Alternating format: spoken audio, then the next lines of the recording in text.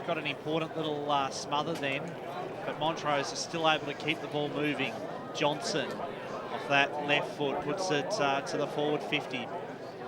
Scott Rowe swoops on the footy now. He's turned it over though. Umpire doesn't pay the mark because it didn't travel the required distance. Smother. Or had his kick smothered by Sean McManus.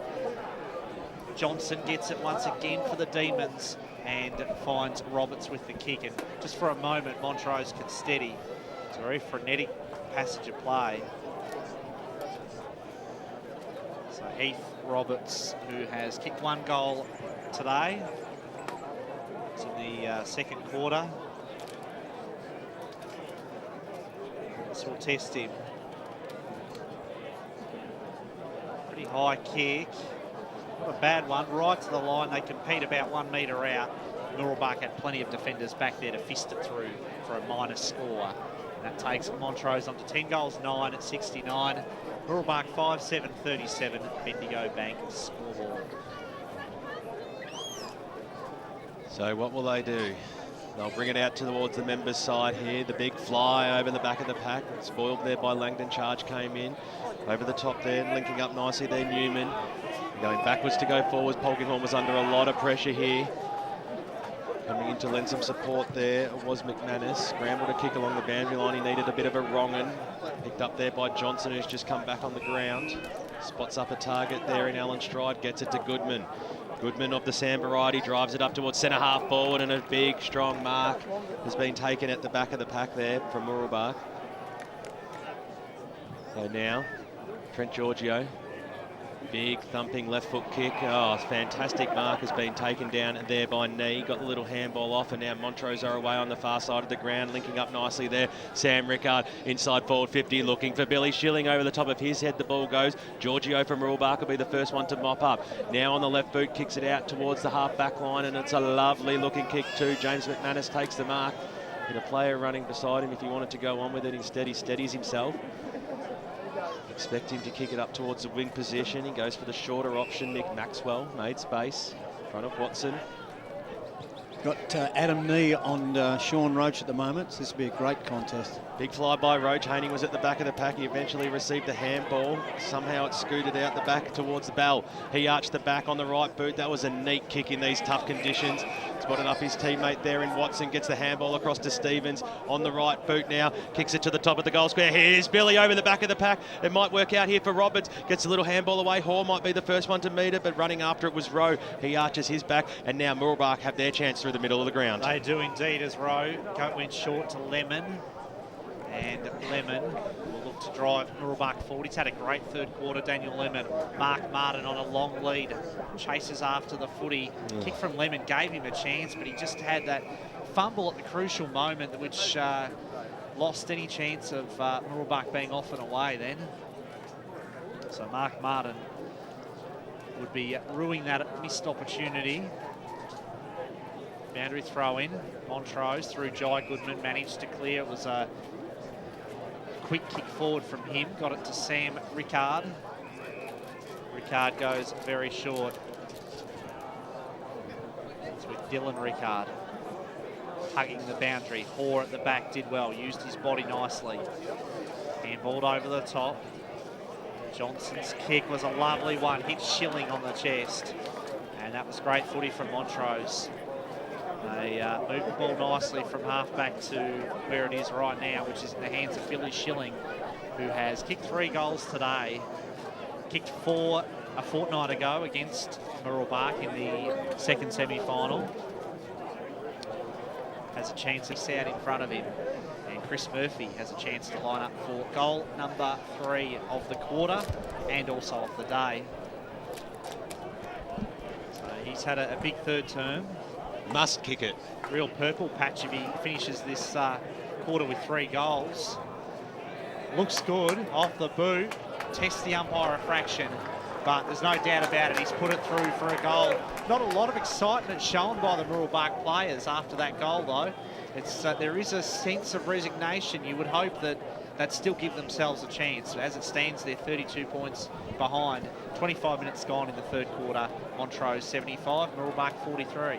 They probably need another one, though, before three-quarter time to be any chance, really, though, don't they, Andy? Yeah, they need to be able to give themselves a sniff. At the moment, they're probably a bit flat. Grant Campbell, thanks to Choose Tap. Inside 50, 16-9. He scored in favour of Montrose. So Mooroolbark have got 6 scores from 9 forward 50 entries, just not getting in there enough. Well, we're in the middle of Tormore Reserve as we have a restart. Pye threw it up, charge over the back, got the little knockdown. First player to meet it there was Noonan, couldn't quite pick the ball up. McManus came in to lend some support of the James variety. He was wrapped up in a tackle by Heath Roberts. We'll have a bounce, centre half forward for Montrose. 26 minutes gone here in the third term. It's a 32-point margin. I do agree with you, Frosty. Mooroolbark need another goal before three-quarter time. Nicely knocked on there by Bishop to the advantage there of Armstrong. He's a left footer, so expecting to dish it off here. Gave it to another left footer in Limpford. Got it to McManus. McManus now on the left boot. Kicks the ball inside forward 50. He wanted Polkinghorn, but nobody was home except Jai Goodman, the general of the Montrose backline, and he wastes no time either. He kicks the ball outside of his defensive 50. Bit of a shepherd there by Martin. He didn't go for the ball, gave away the free kick, and now Montrose have it across their half back line. David Bell, short passes on. Temperature is dropping here today. It's only down to 12 degrees now. It's cold out here at Tormore Reserve, but the beers and the coffee are keeping everybody warm as the kick goes up towards the centre wing position. Linking up nicely there was Bell. He had to arch his back. He had to break a tackle. He did that. Kicks the ball inside forward 50. The kick wasn't too crash hot, and coming out in front was Sean McManus. Takes a good mark, and of course Billy Schilling's kicked 3 goals, but McManus can certainly hold his head high for how he's performed this afternoon. In fact, Billy's kicked 4 as the kick goes out towards Rowe. Couldn't quite pull the ball in. Mooroolbark's in there. Rowe copped one in the back, and he'll receive the free kick. In fact, it was Nick Maxwell who was his wingman at the situation. Kicks it up towards the wing now.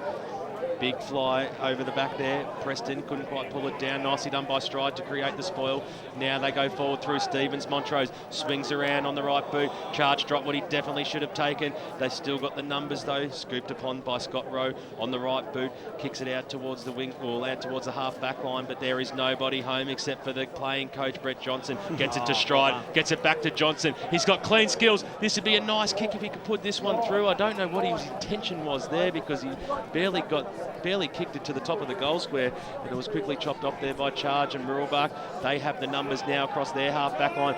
The aim is to go and run. That's what you have to do. The closest way home's down the corridor, and the mark has been taken on the wing position by Sean Roach, but he's going back as if he's going to have a roost here. That's absolutely hilarious, because he's on the centre wing position. Eventually the umpire says, "You are absolutely kidding yourself. Hand me the ball back now, young fellow."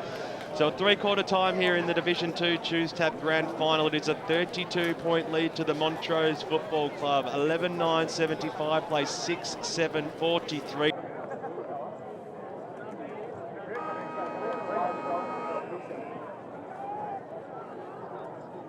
We're underway in the final term here. Charge goes up, got the little knockdown. They need the quick goal here. Matty Polkinghorn's moved into the middle, give them some spark. Up towards the half-forward line. It was nearly taken the mark there was Lemon. Was he dispossessed but wrongly? The umpire said it was fair. Goodman bangs it on his boot, but it went to nobody. Mark has been taken on the far side of the ground here. Mooroolbark have started each quarter probably the better as the kick goes inside forward 50, and the big man Haining gets across and stands in position A. That was fantastic play by him as the kick was a bit scrambly, but it linked up nicely with Matty Langdon. Got it across to Johnson, back to Langdon. He needed to find Roberts, and he did. In fact, it was Bell on the right boot, kicks the ball inside forward 50. Billy Schilling turned his player inside out in McManus. McManus goes after it again. He nearly copped one high. He nearly might get pinged here. He had it for a very long time. Snapped around the body there by Watson. This could go through it to the top of the goal square. The wind got a hold of it at the last minute, but Ninga was there. So too was Scott Rowe, and the ball trickles through for one behind. The first score at the 1 minute mark of the final term, and it is Montrose leading 11-10-76, 33 points in front of Mooroolbark, 6-7-43. Let's cross down boundary side thanks to Akira Urgent Care to Jeff Manalitza. Yeah, the message from Brett Fisher was do not have regrets, take risks, a lot of chances, roll the dice, take calculated risks. Only 6 minutes per goal. They're only 5 goals down, so they can still do it. Interesting to note as well, Charge has come off in the first couple of minutes here with what seems to be a leg injury. Not sure if he's going to get back on. Armstrong at half-back, forced onto his right foot. Turned out okay though, and he found Ford, big Matty Ford, who's had a pretty quiet afternoon. Kick to a big pack of players in the true centre half forward position. Hotly contested footy, this one. Lemon working hard. So was Giorgio. And looks like Trent Giorgio's gone forward for this last quarter. They certainly need to try something because it is a 5-goal deficit. Garthwaite handed it off to Johnson, who had his kick smothered by the live wire. Daniel Lemon, who bounces it through. Great shepherd. The perfect bounce. Great shepherd provided by Giorgio as well. And Lemon has kicked his 3rd goal of the day. He has had a great second half. Mooroolbark 7-7-49. Montrose 11-10-76. Bendigo Bank scoreboard. Grant Campbell, thanks to Choose Tap. One area Mooroolbark have been doing well is the centre clearances in the second half. In the third quarter, they won 7 out of the 8, and they also got the first one in this last quarter. Well, the ball's back in the middle of the ground. Can Mooroolbark make it a couple in the row? The knockdown came from forward, but Montrose are going to get the clearance here. Ball scoots out towards the wing position, or going in very hard there was Rowe, got down low, went in against Beninga, but they've got the numbers. Stephen over the top tries to find Beninga. He lost his footing, so in came Matt Ford on the left boot, winds around, kicks it up towards the half-forward line. He was looking for big Sean Roach. He was able to pick the ball up, got it away to Lemon, copped one high, but ducked into it, goes back to Roach, bangs it on his boot, inside forward 50. Now the ball goes on, nearly a free kick, and it should be paid here to Chris Murphy, and he certainly didn't play for it, but he was certainly told the umpire he earned it, and he'll go back and have a shot for his 4th goal, and all of a sudden they might have a snip, the Mooroolbark side. Well, it's what a couple of quick forward entries do. They get the ball in there quick, isolate their forwards one-on-one. They get a couple of shots on goal. They kick the first 2 goals of this final term.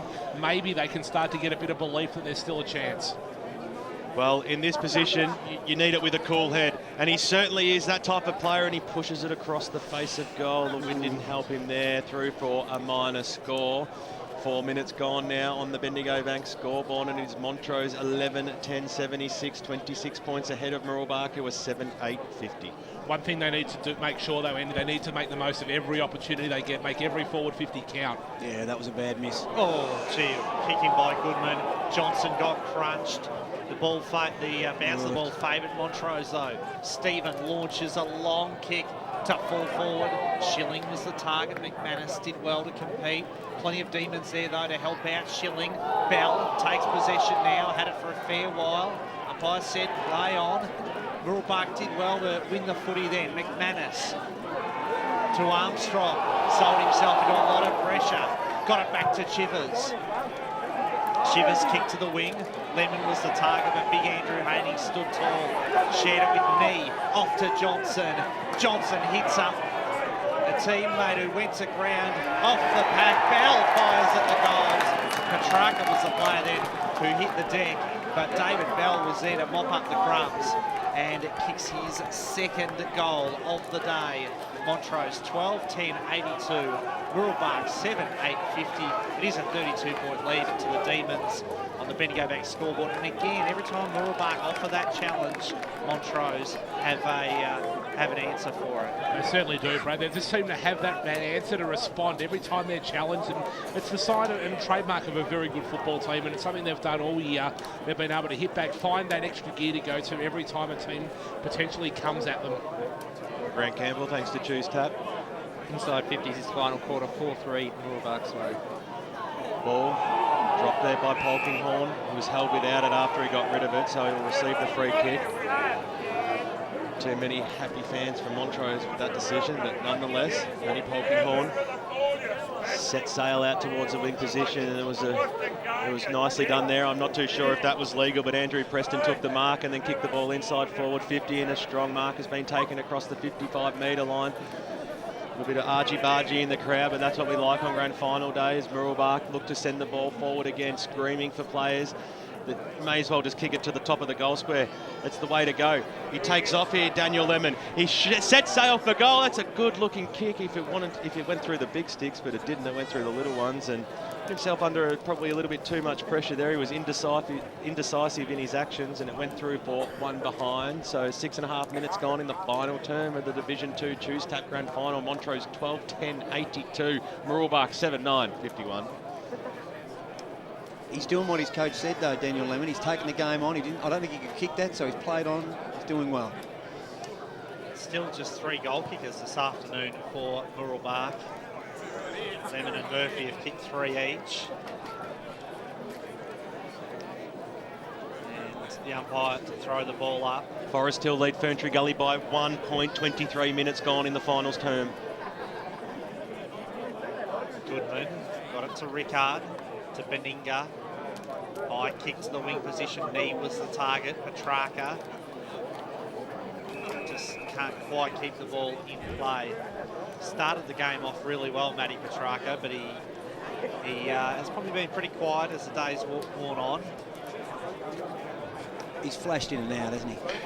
Just showing a few glimpses of what he can do. Ford against Haining this time in the ruck.